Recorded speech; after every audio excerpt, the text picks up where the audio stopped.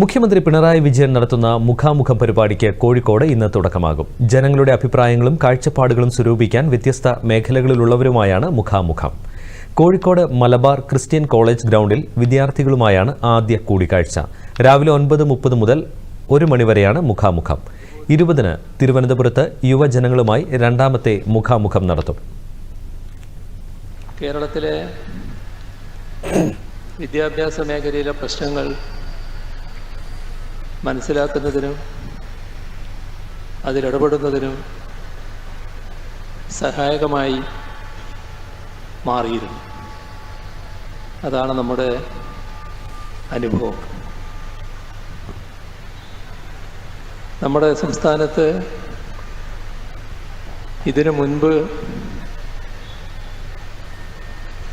ഇതേ രീതിയിലല്ലെങ്കിലും വിപുലമായ രീതിയിൽ തന്നെ